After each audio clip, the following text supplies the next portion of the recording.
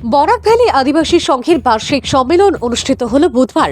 সমাজের বিভিন্ন সমস্যা ও দাবি দাবা নিয়ে আলোচনা। কাছাড়ের থাইলু চা বাগানে বরাক ভ্যালি আদিবাসী সংঘের বার্ষিক সম্মেলন বুধবার অনুষ্ঠিত হয়। এদিন সমাজের বিশিষ্ট জনেরা উপস্থিত থেকে প্রদীপ প্রজ্বলন সহ নানা অনুষ্ঠানের মাধ্যমে সম্মেলনের সূচনা করেন।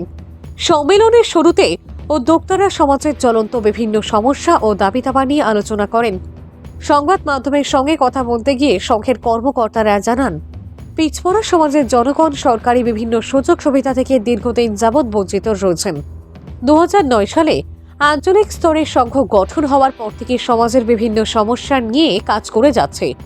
অনেক ঘাত প্রতিঘাতকে পেছনে ফেলে উপত্যকার 3 জেলা নিয়ে গঠিত বরাক ভ্যালি আদিবাসী সংঘ বর্তমানে শিক্ষার বিকাশ, রাস্তাঘাট, পানীয় জল সহ অন্যান্য সরকারি নিয়ে লাগাতার লড়াই চালিয়ে যাচ্ছে।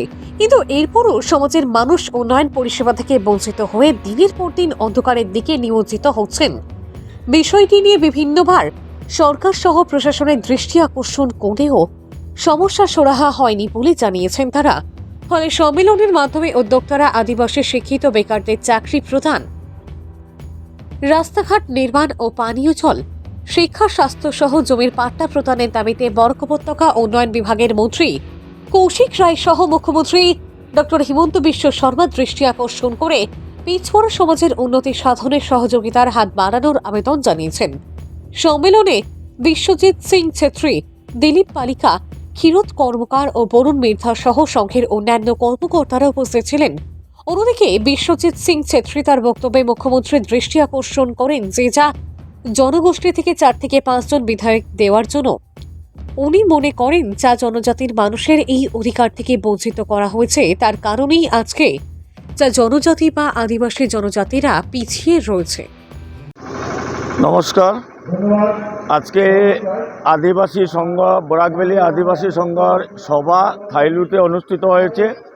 আমরা 2009 সনে এই আদিবাসী সংঘ প্রথম স্টার্ট করে আঞ্চলিকভাবে আমাদের কনস্টিটিউন্সি ওয়াইজ, এরপরে এই আদিবাসী সংঘ সংগঠনকে আমরা বরাক ভ্যালিতে পরিণত করেছি, পুরোপুরা বরাক ভ্যালি নিয়ে।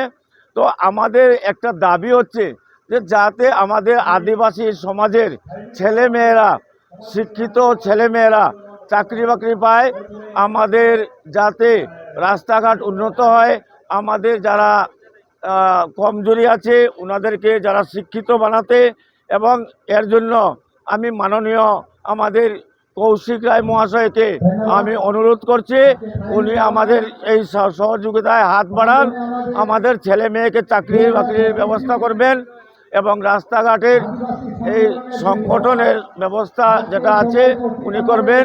এবং মাননীয় হেমন্ত বিশ্ব শর্মাকেও আমি অনুরোধ করছি যে উনি আদিবাসী সমাজের প্রতি একটু লক্ষ্য রাখেন। আমরা সবাই ওনার সাথে আছি। আজকে টি গার্ডেন, এক্সটি গার্ডেন যারা আছে ওনাদের জমি জমা নাই, ওনাদের জমি জমার ব্যবস্থা করা, ওনাদের চাকরি বাকরি ব্যবস্থা করা, এই সমস্ত আমাদের দাবি।